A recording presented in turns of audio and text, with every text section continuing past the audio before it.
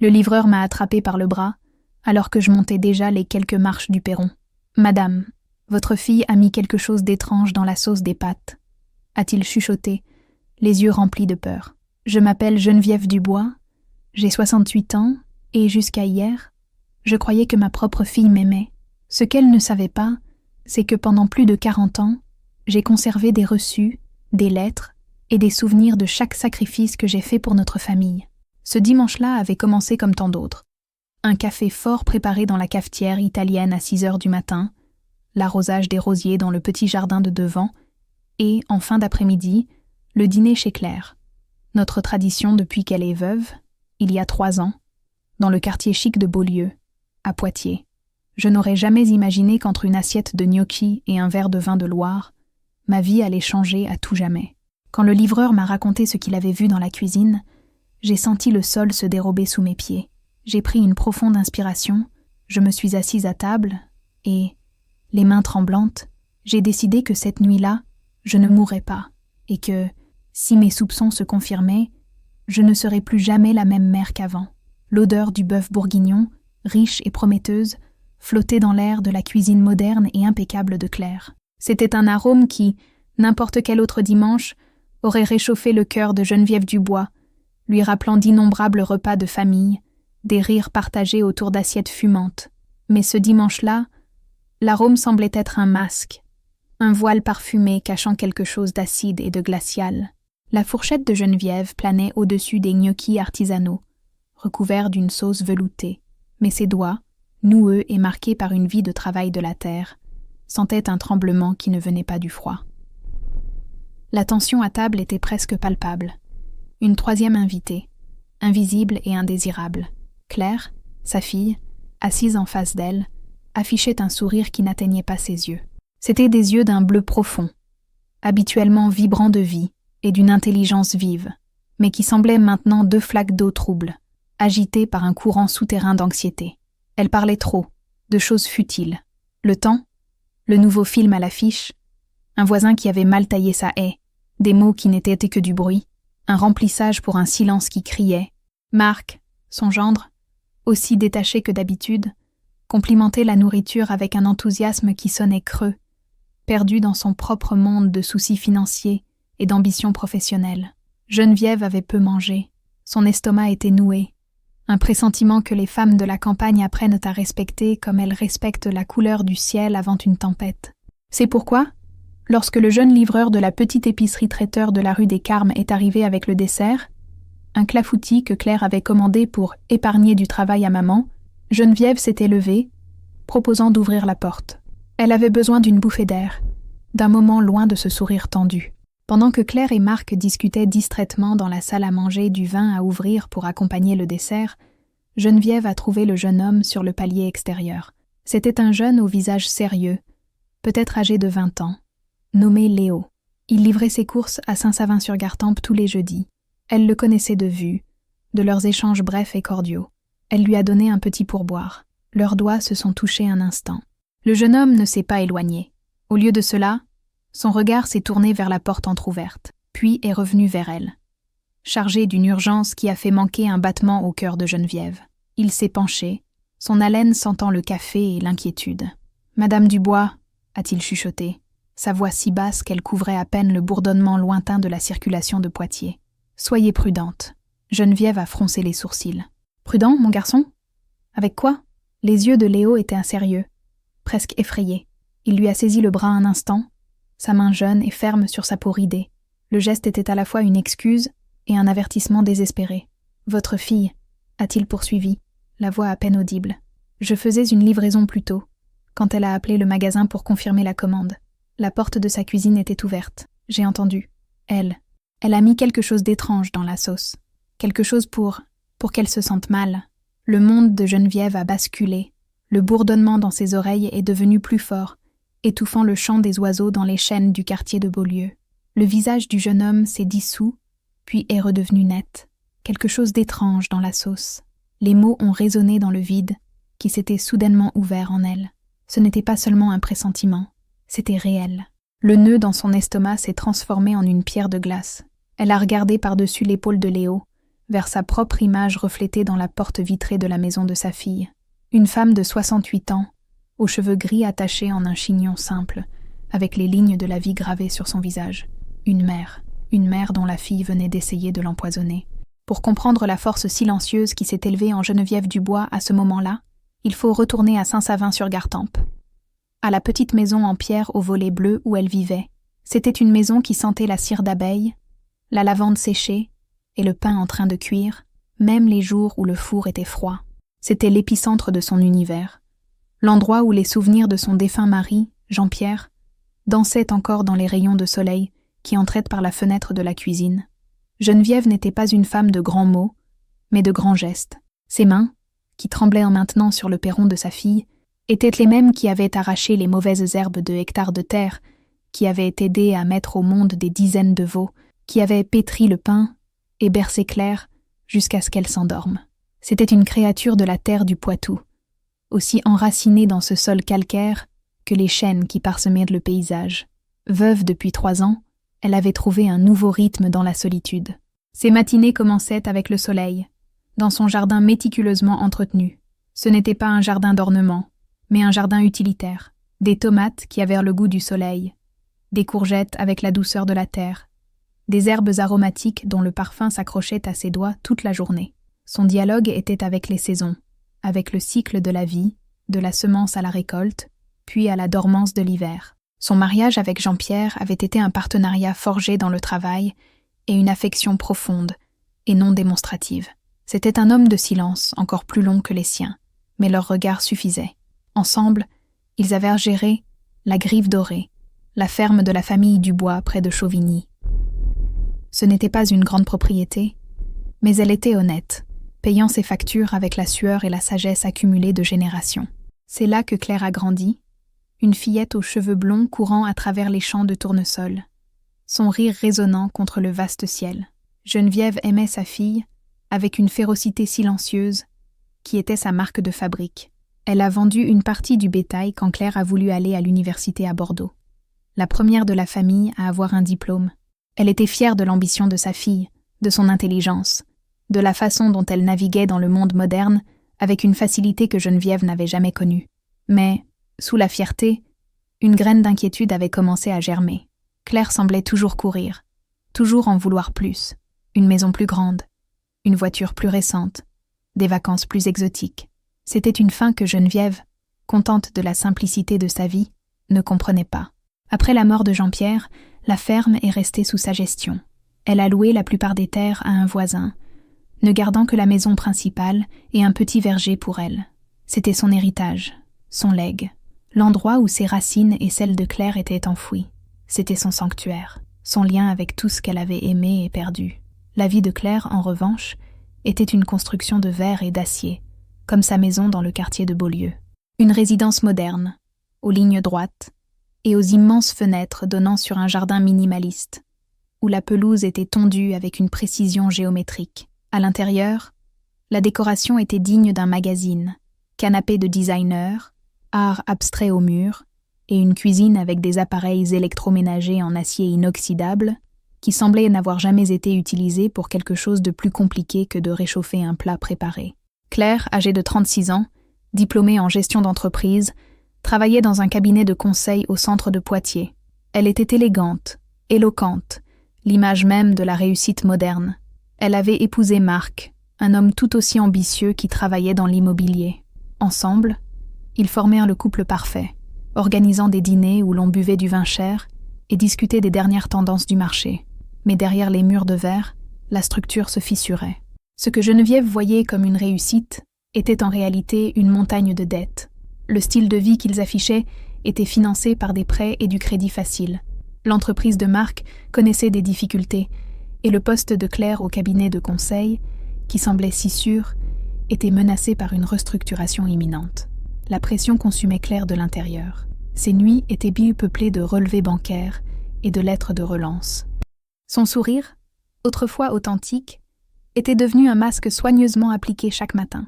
Son impatience envers sa mère, autrefois sporadique, était devenue constante.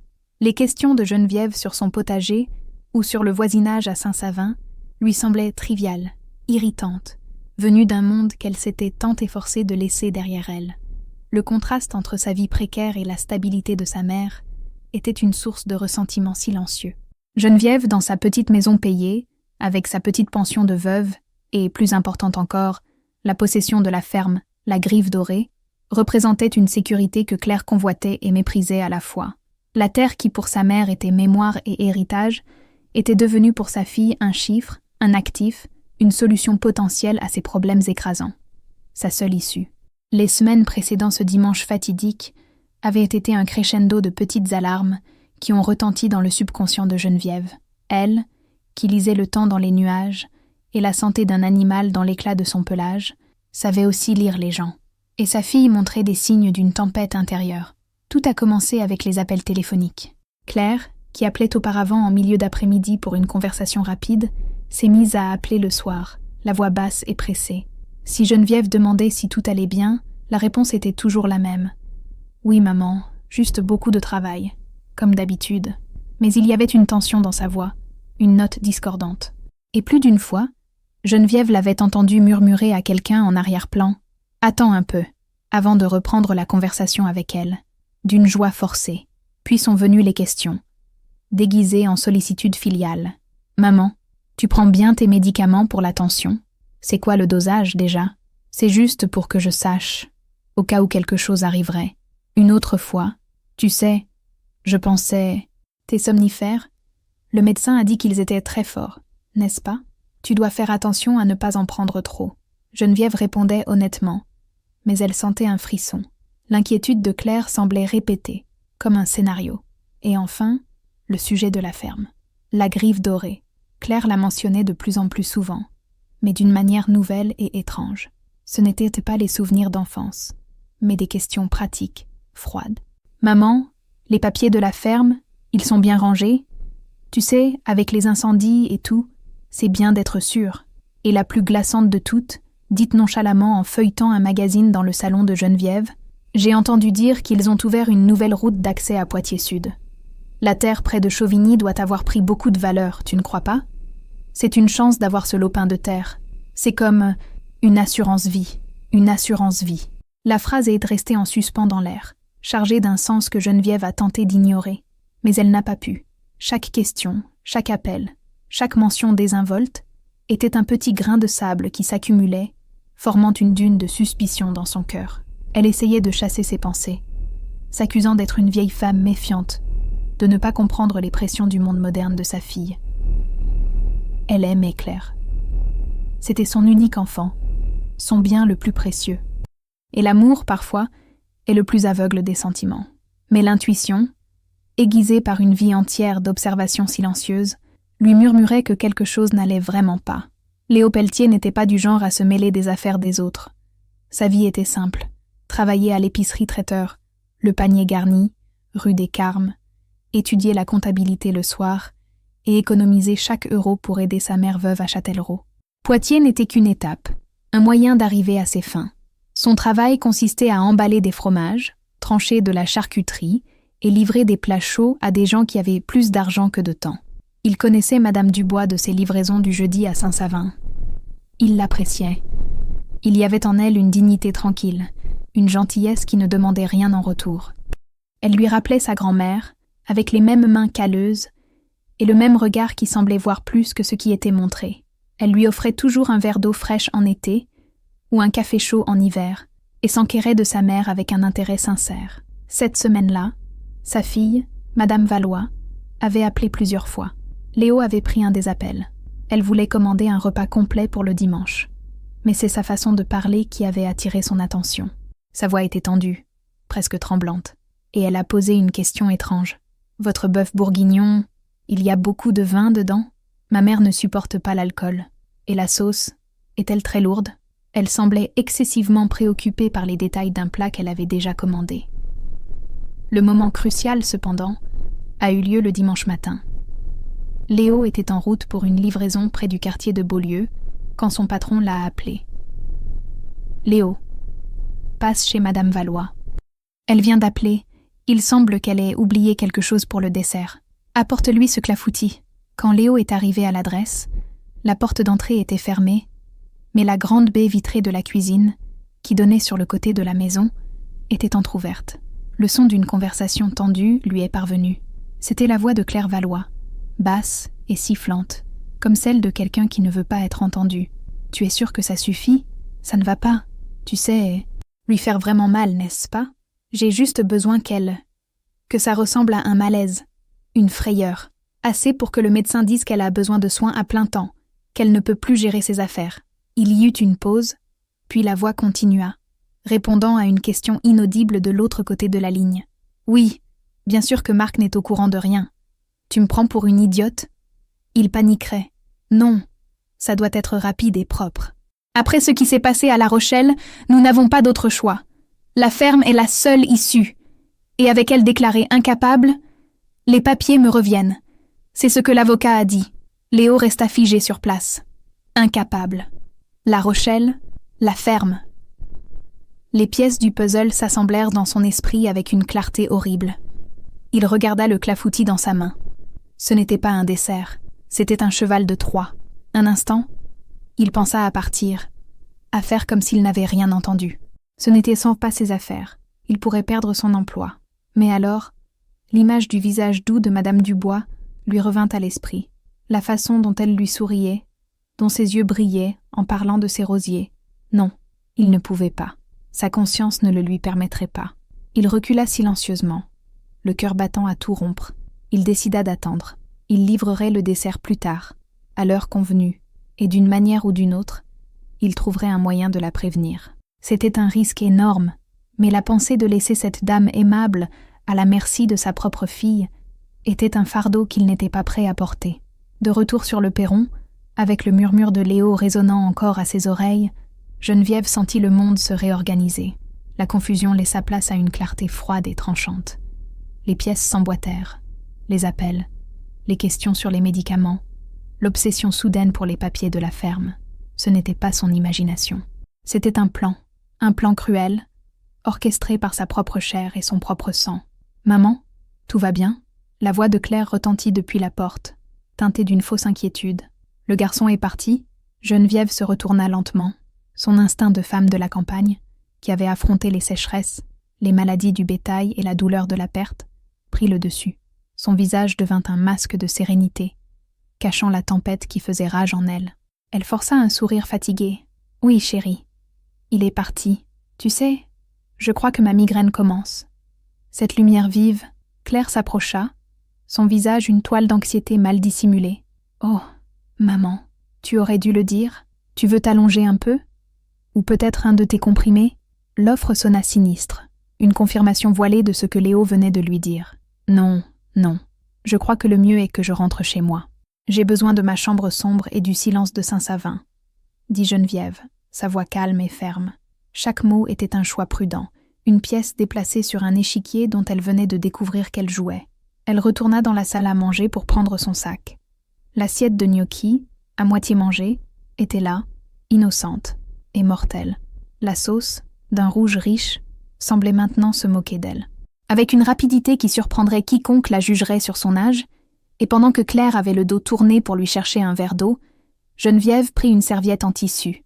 Avec sa propre fourchette, elle racla discrètement une portion des gnocchis et de la sauce dans la serviette, la plia soigneusement et la glissa dans la poche intérieure de son sac. C'était sa preuve, sa vérité. « Tu n'as pas besoin du verre d'eau, chérie, » dit-elle, déjà en route vers la porte. « Marc peut-il m'accompagner à la voiture ? » Mes mains tremblent un peu. L'excuse de la migraine était son armure. Claire ne pouvait pas protester sans paraître insensible.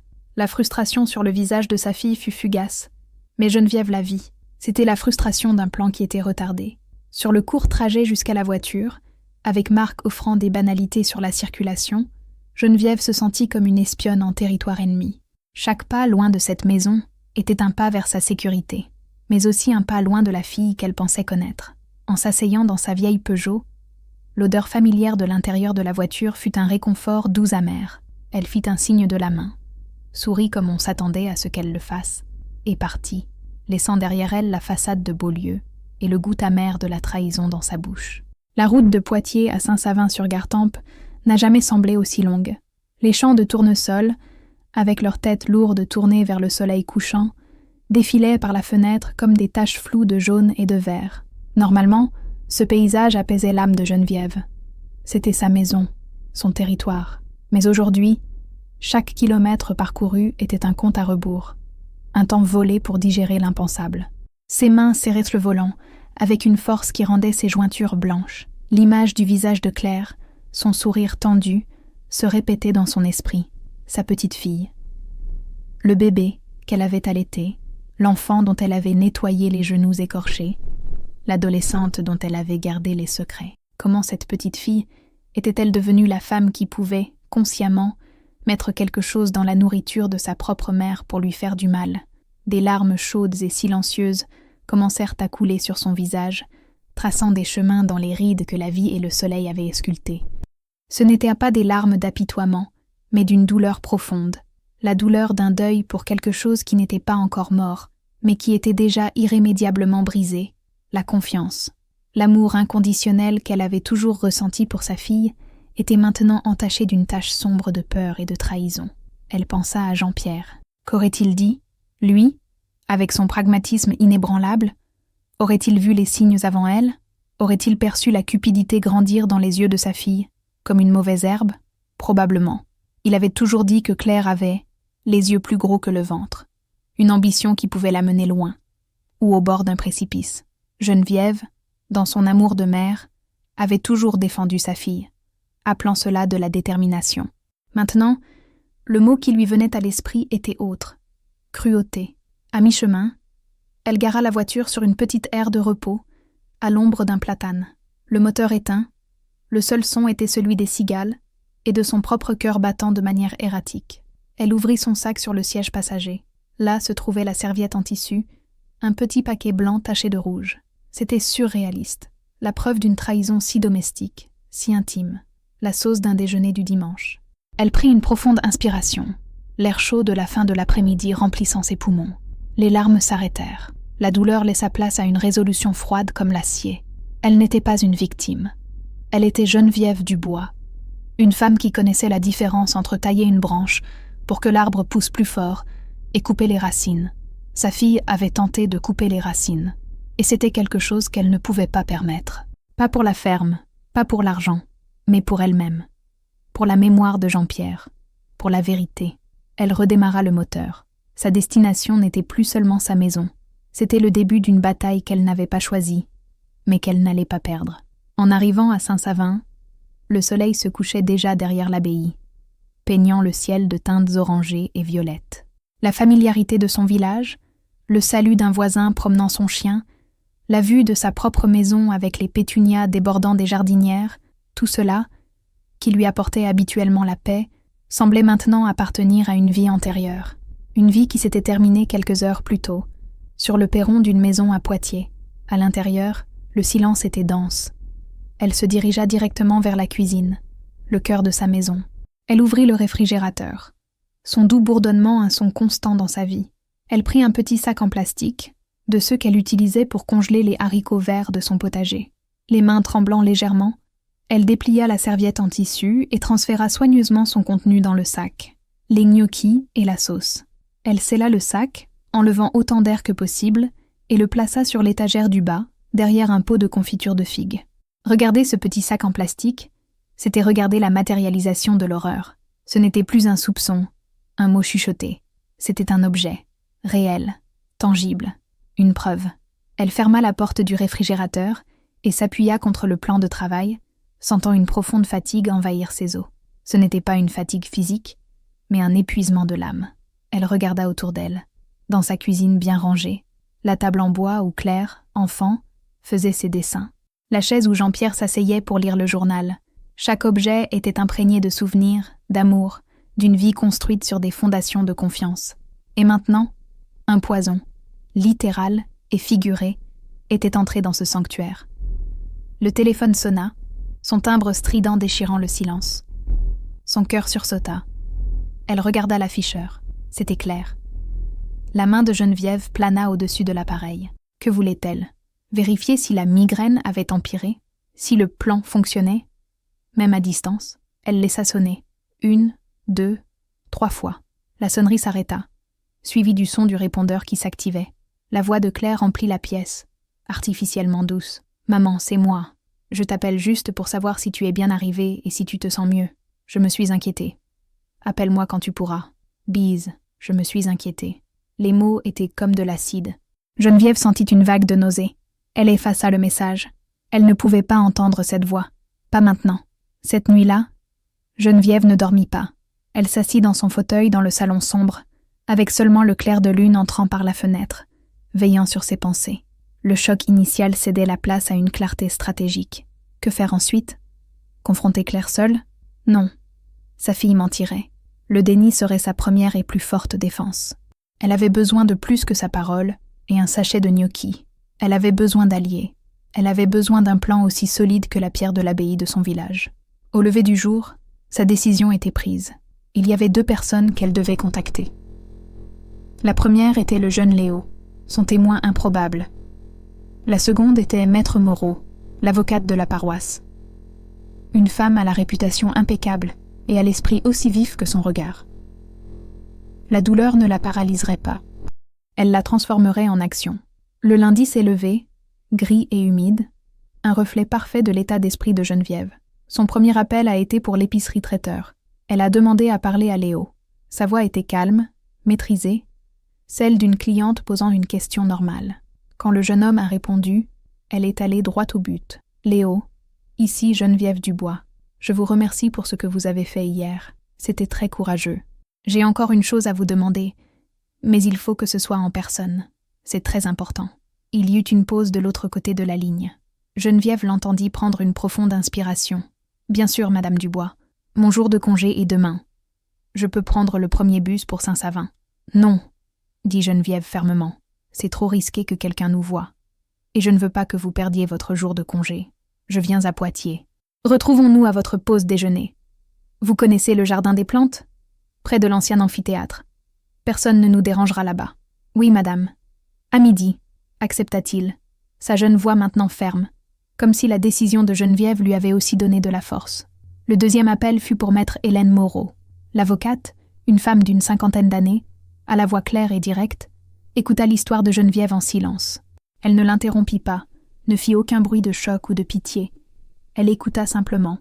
Quand Geneviève eut terminé, la seule question de maître Moreau fut « Où est l'échantillon de nourriture maintenant, Madame Dubois ?»« Dans mon réfrigérateur, dans un sac scellé, » répondit Geneviève. « N'y touchez plus. N'ouvrez pas le réfrigérateur plus que nécessaire. Je vais passer quelques appels.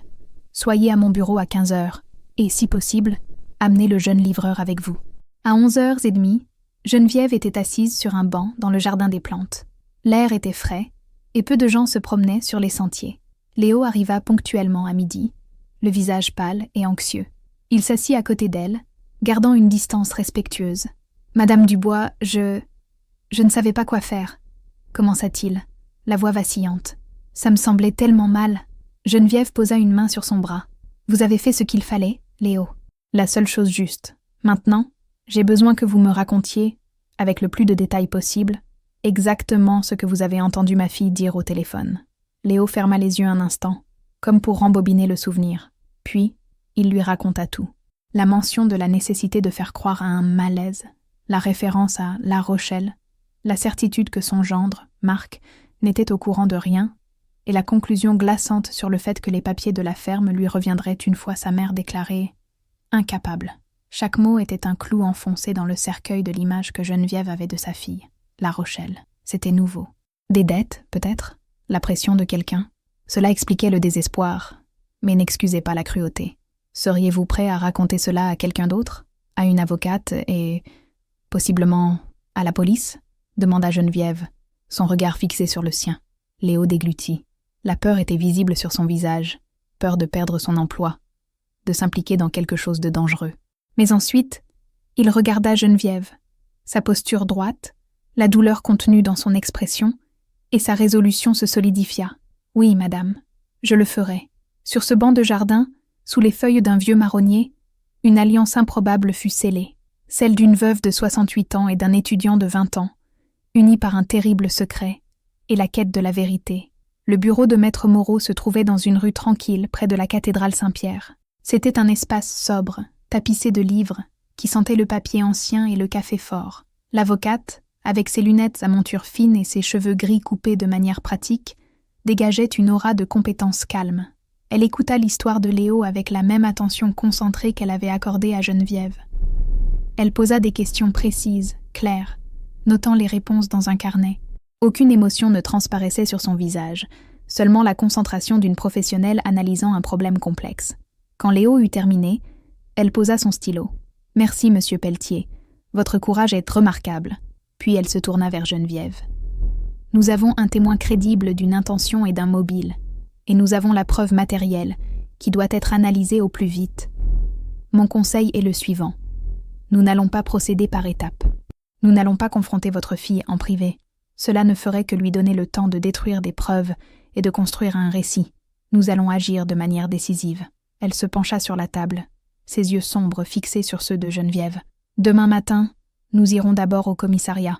J'ai un contact de confiance, le commissaire Renaud. Nous déposerons votre plainte formellement, avec monsieur Pelletier comme témoin.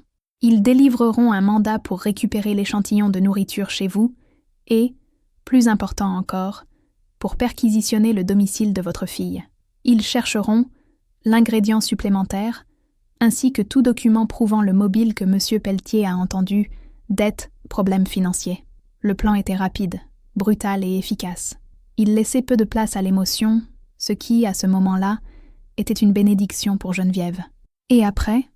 demanda-t-elle, la voix un peu rauque. « Après, nous accompagnerons la police chez votre fille, » dit maître Moreau sans détour. « Votre présence, madame Dubois, sera cruciale. L'impact visuel de vous voir, là, debout et en bonne santé, aux côtés des autorités, la désarmera d'une manière que 1000 accusations ne pourraient le faire. Votre force tranquille sera notre arme la plus puissante. » Geneviève hocha la tête, sentant un poids sauter de ses épaules pour être remplacé par un scénario d'action clair. Il y avait un chemin à travers l'obscurité. « Quant à vous, monsieur Pelletier, poursuivit l'avocate, je comprends le risque pour votre emploi. J'ai préparé une déclaration pour votre employeur, expliquant votre coopération à une enquête de police, en soulignant votre intégrité.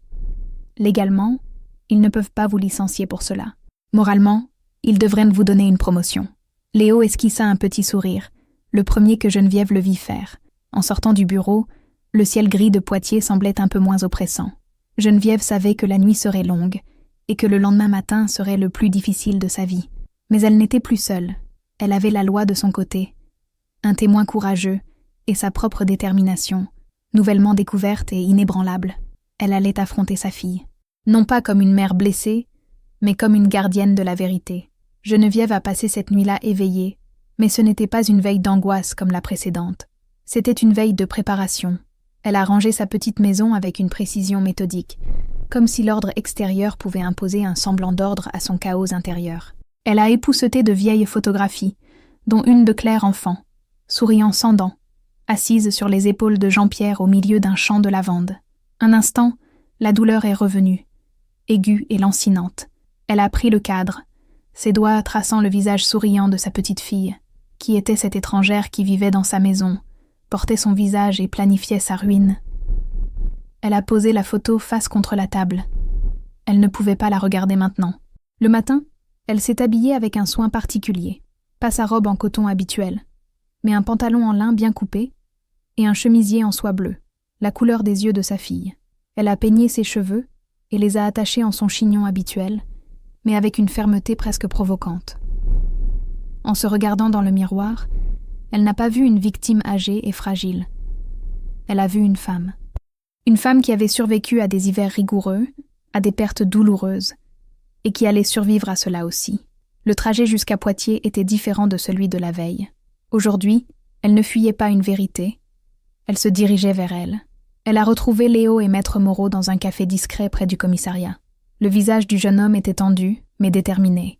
L'avocate, comme toujours, était calme et concentrée. Elle a revu le plan avec eux une dernière fois, ces mots un baume de logique et de procédure au milieu de la tourmente émotionnelle. Au commissariat, le commissaire Renaud les a reçus dans son bureau. C'était un homme corpulent, au regard perspicace, qui semblait peser le poids des mots qui lui étaient dits. Il a écouté l'histoire sans interruption, son visage devenant de plus en plus sérieux. Il a regardé le visage honnête de Léo, la dignité blessée de Geneviève et la confiance professionnelle de maître Moreau. « Maître, madame, dit-il enfin, sa voix grave.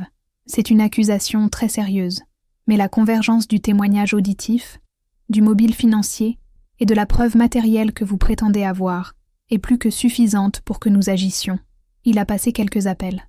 Les rouages de la justice, parfois lents et lourds, ont commencé à tourner avec une rapidité surprenante. Une équipe a été dépêchée pour accompagner Geneviève à Saint-Savin afin de récupérer l'échantillon officiellement. Une autre équipe, ainsi que le commissaire, maître Moreau, Geneviève et Léo, se rendraient au domicile de Claire Valois à Beaulieu. Quand ils ont quitté le commissariat et sont montés dans les voitures, un pâle soleil a percé les nuages. Pour Geneviève, cela a semblé être un présage. La vérité, comme le soleil, pouvait être temporairement obscurcie, mais elle finissait toujours par trouver un moyen de briller. Le quartier de Beaulieu était silencieux lorsque les 2 voitures de police banalisées se sont garées à une courte distance de la maison de Claire. Il était 10h30 du matin, une heure où la plupart des résidents seraient au travail. La façade moderne de la maison semblait impassible, ses grandes fenêtres comme des yeux vides. Geneviève sentit son cœur battre à tout rompre. Elle était assise sur la banquette arrière d'une des voitures, avec maître Moreau à ses côtés. L'avocate lui posa une main réconfortante sur le bras. « Souvenez-vous, madame Dubois, la force tranquille. » Le commissaire Renaud et 2 agents en civil sortiront de la voiture. Léo resta dans l'autre véhicule, avec pour instruction de ne sortir que si nécessaire pour une identification. Geneviève et son avocate suivirent le commissaire sur le chemin en pierre, jusqu'à la porte d'entrée. Renaud sonna. Le son résonna dans le silence du matin. Quelques secondes passèrent, qui semblèrent une éternité. Finalement, la porte s'ouvrit. Claire était là, vêtue d'une élégante tenue d'intérieur, les cheveux attachés en une queue de cheval désordonnée. Son visage, sans maquillage, montrait des signes d'une nuit agitée. En voyant sa mère, une expression de surprise et d'agacement traversa son visage. « Maman, qu'est-ce que tu fais ici ? Je t'ai appelée hier soir. » Sa voix s'éteignit lorsque son regard passa de Geneviève aux hommes qui l'accompagnaient. Son visage perdit toute couleur. « Claire Valois ?» demanda le commissaire Renaud, sa voix calme mais pleine d'autorité. « Oui, c'est moi. Que se passe-t-il ? Y a-t-il un problème ?» Elle tenta de forcer un sourire, mais il trembla sur ses lèvres. Son regard fit des allers-retours entre sa mère, une question terrifiée dans les yeux. « Nous sommes de la police judiciaire de Poitiers. Nous avons un mandat de perquisition pour cette résidence, » dit Renaud, en lui montrant le document. Le monde de Claire sembla s'effondrer à cet instant. Sa main se porta à sa bouche. Ses yeux s'écarquillèrent de panique. Elle regarda sa mère, une supplication silencieuse se formant sur son visage. Mais Geneviève resta stoïque. Son visage un masque de douleur et de résolution. Il n'y avait aucune accusation dans son regard, seulement une tristesse infinie. Et c'est cette absence de colère qui sembla briser Claire plus que n'importe quel cri. Une perquisition ? Mais pourquoi ? Je n'ai rien fait, balbutia-t-elle en reculant dans la maison. Nous aimerions vous poser quelques questions, dit le commissaire, entrant dans la maison, suivi de ses agents, de maître Moreau et enfin de Geneviève. La porte se referma derrière eux, enfermant mère et fille ensemble dans le salon froid et lumineux, où la vérité, enfin, n'aurait nulle part où fuir. Le salon, habituellement un modèle d'ordre et de bon goût, parut soudainement claustrophobe. Tandis que les 2 agents commençaient leur perquisition de manière méthodique et silencieuse, l'un dans la cuisine et l'autre dans le bureau à l'étage, le commissaire Renaud s'assit sur l'un des canapés design et invita Claire à s'asseoir dans le fauteuil d'en face. Geneviève et maître Moreau restèrent debout près de la fenêtre, observant.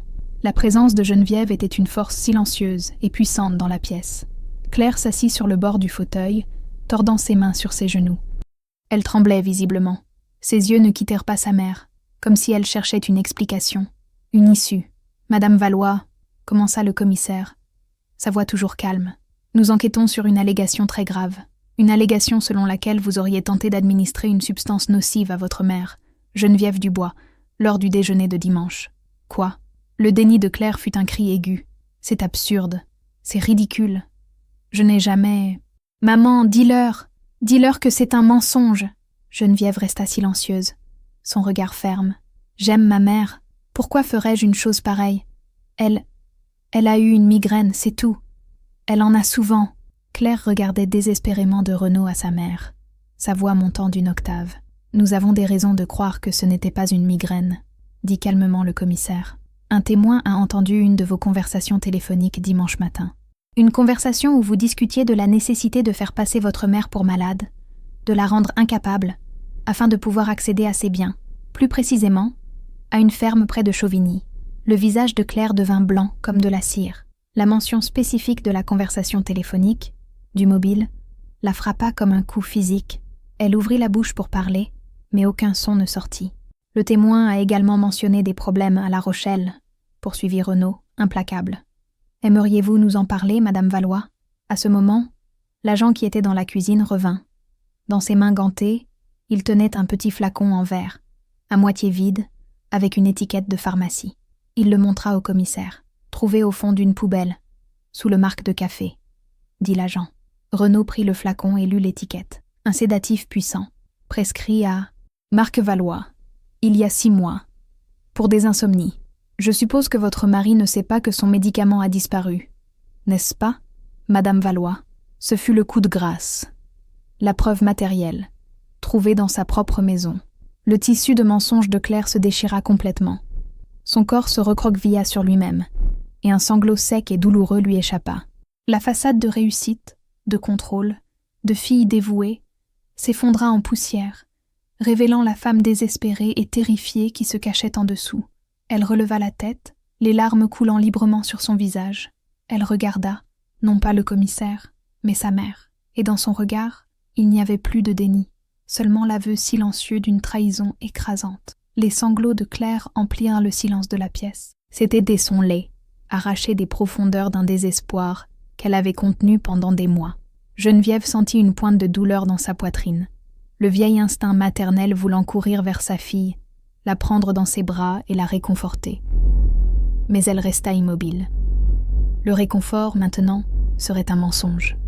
Maître Moreau, sentant l'hésitation de sa cliente, fit un pas subtil de côté, bloquant légèrement la ligne de vision directe de Geneviève vers sa fille, un petit geste de protection pour son âme blessée. « Claire », dit le commissaire, sa voix s'adoucissant un peu, la voix d'un homme habitué à traiter avec des personnes au bord du gouffre. « Il vaut mieux pour vous que vous nous disiez tout, toute la vérité. » Et la vérité est sortie, dans un flot désordonné de mots, de larmes et de dégoût de soi. Claire avoua tout, sa voix se brisant toutes les quelques phrases. L'histoire qui émergea était une triste tapisserie de mauvaises décisions, d'orgueil et de désespoir. Tout avait commencé avec un investissement qu'elle et Marc avaient fait, conseillé par des amis de La Rochelle. C'était censé être une affaire immobilière rapide et lucrative, un moyen de résoudre leurs problèmes de trésorerie. Mais l'affaire était une arnaque. Ils perdirent tout ce qu'ils avaient investi, et pire encore, ils avaient emprunté de l'argent à ces mêmes personnes, des gens qui n'étaient pas du genre à accepter des excuses. Les menaces commencèrent, d'abord subtiles, puis de plus en plus explicites. Ils devaient une somme d'argent qu'ils ne pouvaient pas rembourser. Leur maison était hypothéquée à la limite, leur carte de crédit au maximum. La pression devint insupportable. « Je ne savais pas quoi faire », sanglota Claire. « Ils ont dit qu'ils s'en prendraient à Marc, qu'ils ruineraient sa réputation, qu'ils nous prendraient tout, et je regardais maman, avec sa vie simple, sa sécurité, et la ferme. » Elle s'arrêta, respirant avec difficulté. La nouvelle route a fait grimper la valeur en flèche. C'est devenu une obsession. Si je pouvais y avoir accès, en vendre une partie, je pourrais les rembourser. Je pourrais tout arranger. Et votre plan était de rendre votre mère incapable pour obtenir cet accès ? Demanda Renaud. Claire hocha la tête, la honte la faisant baisser la tête. Je ne voulais pas lui faire vraiment mal. Je le jure, l'homme à qui j'ai parlé au téléphone, un des créanciers, il a dit que le sédatif la ferait juste dormir profondément. Ça ressemblerait à un AVC ou un problème cardiaque. Elle irait à l'hôpital et les médecins diraient qu'elle a besoin de soins, qu'elle ne peut plus s'occuper d'elle-même.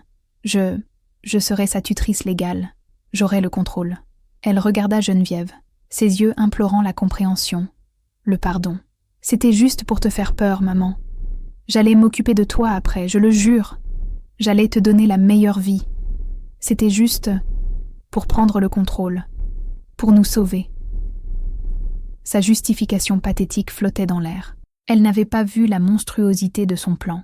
Dans sa panique, elle avait transformé sa propre mère en un obstacle, un moyen pour arriver à ses fins. Geneviève écouta tout en silence. Chaque mot était un couteau qui se tordait dans la plaie. Mais maintenant, la douleur était mêlée à une sorte de soulagement terrible, le soulagement de la vérité. Son intuition ne l'avait pas trompée. Le murmure du jeune homme l'avait sauvée. Et sa fille, sa Claire, était perdue dans une obscurité que Geneviève pouvait à peine comprendre. Quand le flot de paroles de Claire s'est finalement tari, un silence lourd s'est installé dans la pièce. Les policiers restaient discrets. Le commissaire observait. Maître Moreau maintenait sa posture vigilante. Mais tous les regards étaient, en réalité, tournés vers Geneviève. Sa réaction, à ce moment-là, semblait être le véritable verdict.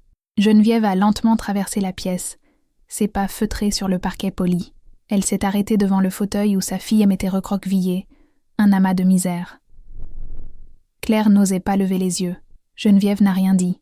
Elle a simplement tendu la main, non pas avec colère, mais avec une tristesse ancienne, et a touché le visage de sa fille, écartant une mèche de cheveux mouillés de larmes. Le contact fut bref, presque éthéré. C'était le contact d'un adieu. Non pas d'une mère à une fille, mais d'une mère à l'illusion qu'elle avait chérie pendant 36 ans. « Tu avais le choix, Claire, » dit enfin Geneviève, sa voix basse mais résonnant du poids de toute une vie d'amour et de déception. « Tu aurais pu me le dire, tu aurais pu demander de l'aide. Ta honte était plus grande que ton amour pour moi. Et ça, c'est la véritable tragédie. » Sur ces mots, elle s'est retournée. Il n'y avait plus rien à dire. La justice suivrait son cours. La loi ferait son travail. Sa part, la plus douloureuse, était faite. Claire releva la tête. Un cri silencieux sur son visage. « Maman, s'il te plaît. » Mais Geneviève n'a pas regardé en arrière. Elle s'est dirigée vers la porte, la colonne vertébrale droite, sa dignité intacte. Maître Moreau l'a suivie, posant une main de soutien dans son dos. Tandis que le commissaire Renaud lisait ses droits à Claire, le son de sa voix professionnelle et détachée se mêlant aux sanglots renouvelés de sa fille, Geneviève est sortie à la lumière du jour. L'air frais du matin ne lui avait jamais paru aussi précieux. Elle a pris une profonde inspiration, remplissant ses poumons non seulement d'oxygène, mais de la résolution de survivre à cela. Son monde s'était fissuré, mais elle, Geneviève Dubois, non. Dans les jours et les semaines qui suivirent, la vie de Geneviève devint un tourbillon de procédures judiciaires, dépositions, réunions avec Maître Moreau, le bourdonnement constant des nouvelles qui se répandaient, d'abord comme un murmure à Poitiers, puis comme un choc dans la petite communauté de Saint-Savin. Elle affronta tout avec une grâce stoïque. Les voisins la regardaient avec un mélange de pitié et d'admiration. Elle acceptait leur sympathie d'un signe de tête poli, mais n'invitait pas à la discussion. Sa douleur était un jardin privé, et elle ne permettrait à personne de le piétiner. Le laboratoire de la police a confirmé la présence d'une forte concentration du sédatif dans les gnocchis qu'elle avait conservés. Les enquêtes financières ont révélé toute l'étendue des dettes de Claire et Marc, ainsi que le lien avec le groupe criminel de La Rochelle, qui a également été démantelé à la suite de l'enquête. Claire fut formellement accusée de tentative d'homicide et d'association de malfaiteurs. Marc, choqué et dévasté par la double trahison de sa femme, a pleinement coopéré avec les autorités. Son ignorance du plan a été confirmée. Mais sa vie, tout comme celle de Geneviève, était en ruine. Léo a gardé son emploi. Son patron, apprenant toute l'histoire, l'a convoqué dans son bureau, non pas pour le réprimander, mais pour lui serrer la main. « Tu as fait ce que tout homme décent ferait », lui a-t-il dit. « Nous sommes fiers de toi. » Pour Léo, ce fut une leçon que, parfois, faire ce qui est juste apporte sa propre récompense. Geneviève, au milieu de tout ce chaos, trouva son unique réconfort, là où elle l'avait toujours trouvé, dans la terre. Un soir, elle se rendit à la Griffe Dorée, la ferme près de Chauvigny. Elle gara la voiture et marcha à travers les champs que son mari avait aimés, que sa sueur avait arrosés. Le soleil couchant jetait une lueur dorée sur la terre, et l'odeur du sol chaud et de l'herbe sèche était comme un baume. Elle s'assit sous le vieux chêne qui marquait la limite de la propriété, le même chêne où Claire avait fait des pique-niques enfants. Elle regarda la maison en pierre, les champs qui s'étendaient jusqu'à l'horizon. Cette terre n'était pas un actif financier, ce n'était pas une police d'assurance, c'était de la mémoire, c'était du travail, c'était de la vie, c'était l'héritage d'amour et de sacrifice de ses ancêtres. Claire, dans sa quête désespérée d'une solution facile, avait oublié la vraie valeur de ce qu'elle convoitait. À ce moment-là, sous ce chêne, Geneviève prit une décision. Elle ne vendrait pas la ferme. Jamais. Elle la protégerait. Elle la cultiverait peut-être à nouveau avec le temps, lui redonnerait vie. Ce serait sa façon d'honorer Jean-Pierre, de réaffirmer les valeurs que sa fille avait oubliées. La terre resterait, la terre perdurerait, bien après que les blessures dans les cœurs des hommes aient cicatrisé. Le procès fut une affaire rapide et sombre. Avec les aveux de Claire, le témoignage oculaire de Léo et les preuves accablantes, l'issue n'a jamais fait de doute. Geneviève a dû témoigner. Assise à la barre, elle a parlé d'une voix claire et ferme, relatant les événements de ce dimanche sans fioriture ni émotion excessive. Elle n'a pas regardé Claire, qui était assise sur le banc des accusés, une figure diminuée, le visage pâle et bouffi par les pleurs. La défense a tenté de plaider que c'était un acte de désespoir, non de malveillance, que Claire était sous une pression immense et n'avait pas l'intention de tuer, seulement de maîtriser la situation. Mais la préméditation était indéniable. L'appel téléphonique, l'obtention du sédatif, le mensonge calculé, tout indiquait un plan délibéré. Finalement, Claire Valois a été reconnue coupable. La peine fut lourde, plusieurs années de prison. L'association de malfaiteurs a ajouté du temps à sa peine. En entendant le verdict, Claire n'a pas réagi. Elle a simplement fermé les yeux, comme si elle acceptait enfin la conséquence inévitable de ses actes. Geneviève était dans la salle d'audience lorsque la sentence a été prononcée. Elle n'a ressenti ni triomphe, ni même de soulagement, seulement une tristesse profonde et creuse. Voir sa fille unique être emmenée par des gardiens de prison fut l'image la plus douloureuse de sa vie, plus encore que d'enterrer son mari. C'était un autre type de perte, la perte de quelqu'un qui était encore en vie. En sortant du tribunal, entourée d'un petit groupe de journalistes, Maître Moreau l'a protégée, la guidant à travers la foule. Geneviève n'a pas dit un mot. Son silence était plus éloquent que n'importe quelle déclaration. Ce soir-là, Léo l'a appelée. « Madame Dubois, je voulais juste savoir si vous alliez bien. »« J'irai bien, mon garçon, » répondit-elle.